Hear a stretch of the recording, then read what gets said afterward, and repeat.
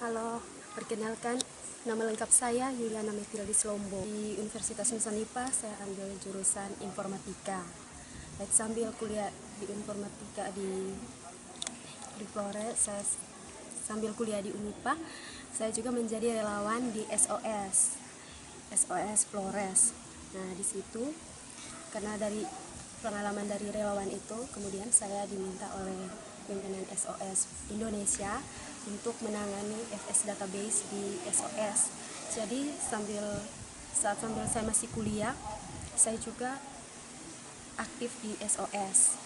Alasan saya mengikuti TOT itu mungkin sebenarnya ada beberapa alasannya. Itu yang pertama, karena saya merasa bahwa teknologi ini dari waktu ke waktu kan semakin terus berubah. Jadi saya merasa perlu untuk saya mengetahui informasi yang baru. Terus yang kedua, untuk diri saya sendiri itu, saya merasa bahwa apa yang ada dalam diri saya itu mungkin masih kurang.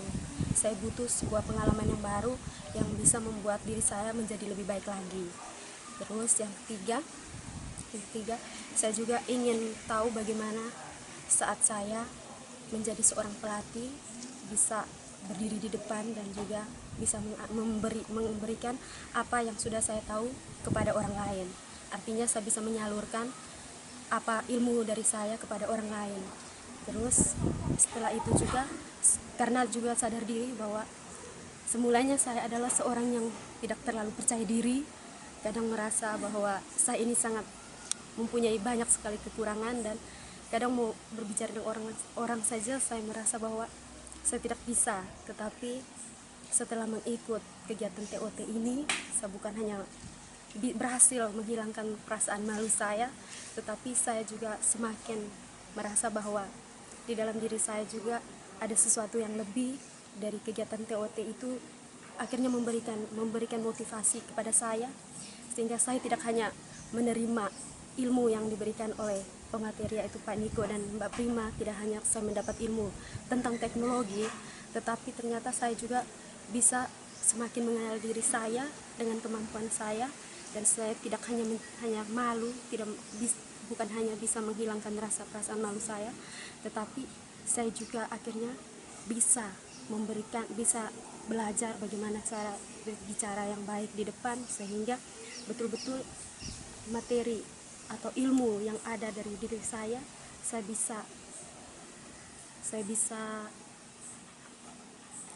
saya curahkan atau bisa saya berikan kepada orang lain, sehingga saya lebih mengerti bahwa pemahaman tiap orang itu berbeda dan cara mereka menerima sesuatu dari kita.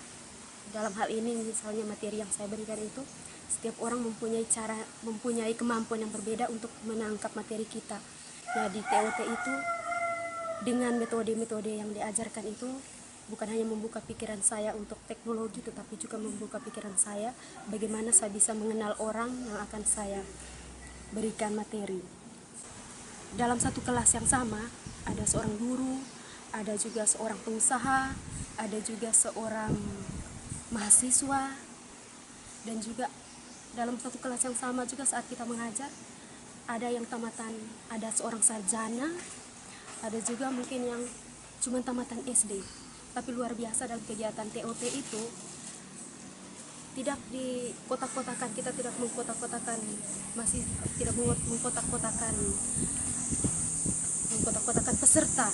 Saat sedang mengajar di situ juga saya merasa seperti semakin ditantang bagaimana saya bisa dalam keadaan yang sama, dalam satu training yang sama, saya bisa mengajar seorang tamatan SD, dan juga dalam keadaan yang sama, walaupun saya juga masih dalam berjuang untuk menjadi seorang sarjana, dalam keadaan yang sama juga saya harus mengajar seorang sarjana.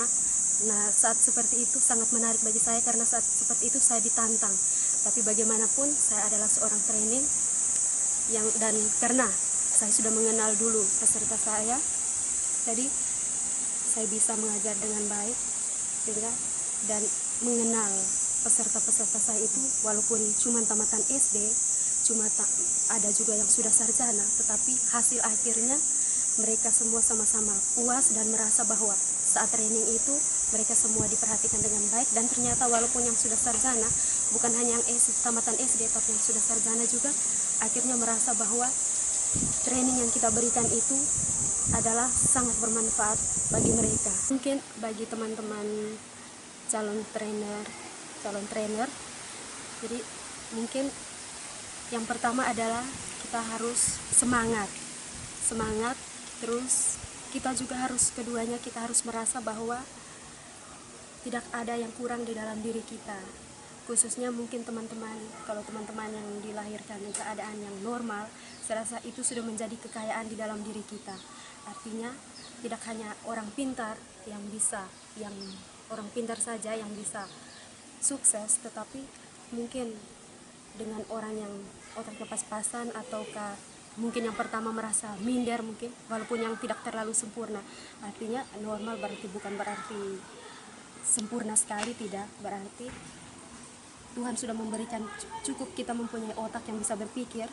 Di situ kita sudah bisa sukses. Karena apa? Karena kita harus dari semangat itu, kita tidak boleh merasa bahwa diri kita ini terlalu rendah atau sangat mempunyai banyak kekurangan, tetapi kita harus terus semangat dan berusaha. Setelah itu kita gunakan otak yang sudah Tuhan berikan kepada kita gunakan secara baik, dan juga jangan pernah malu-malu untuk bertanya kepada orang yang kita rasa lebih mampu daripada kita, sehingga apa yang mereka tahu bisa kita ambil, maksudnya bisa kita terima dari mereka, sehingga itu menjadi pelajaran yang sangat berharga untuk kita, sehingga kita bisa menjadi lebih baik. Jadi kita jangan pernah malu-malu untuk bertanya ketika kita belum mengerti, sehingga ketika kita dipercayakan menjadi seorang pelatih, kita bisa menerapkan itu saat kita memberikan pelatihan.